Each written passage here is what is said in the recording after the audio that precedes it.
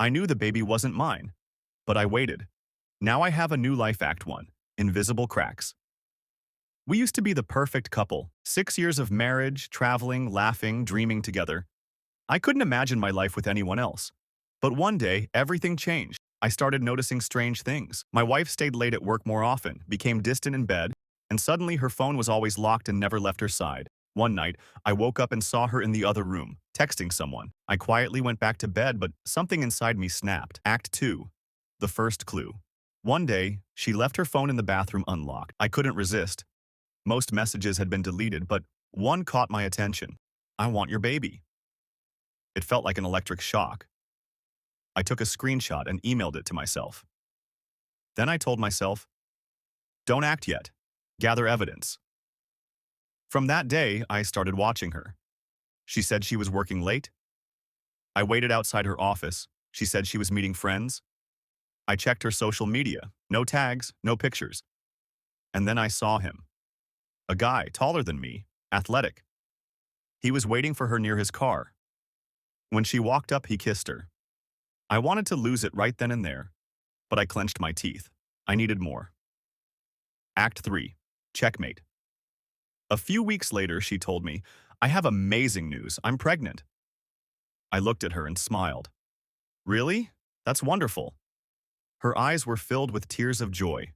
Mine were filled with disgust. I hugged her, but in my head, I was already making my next move. Act 4. The family court. When she told her parents, they were thrilled. "Our boy is finally going to be a father." Her dad laughed, patting me on the shoulder. I sat at their dinner table, eating their beef stew, feeling like a prisoner. They were proud of me, but I knew this wasn't my child. Their happiness made me sick. But I already had a plan. I would wait for the birth, take a DNA test, and then destroy them with the truth. Act 5. The moment I was waiting for. The birth was rough.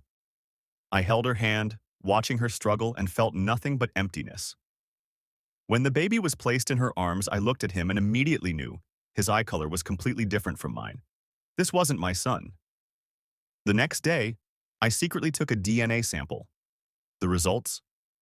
0% match. I ordered the official document and put it in a folder. It was time. Act 6. The revelation.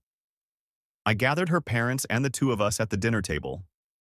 "We need to talk," I said. I pulled out the results and handed them to my wife. She opened the envelope, and her face turned pale. Her mother looked inside and suddenly shouted, "This is a lie." I laughed. "A lie? Fine. Let's do another test at an independent lab." My wife started sobbing. "It doesn't matter. You love me, right?" Her father glared at me. "This is your fault. You weren't there for her enough." I closed my eyes and took a deep breath. It's over. I'm filing for divorce. Act 7. Justice. In our state, infidelity can result in an unfavorable divorce settlement. The result? I got half of everything, including our apartment, car, and part of her future income. And her? She was left alone with a child from a man who had no interest in raising him.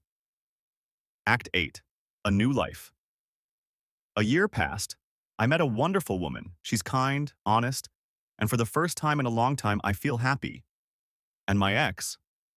She texted me, tried to talk, but I have no reason to ever respond.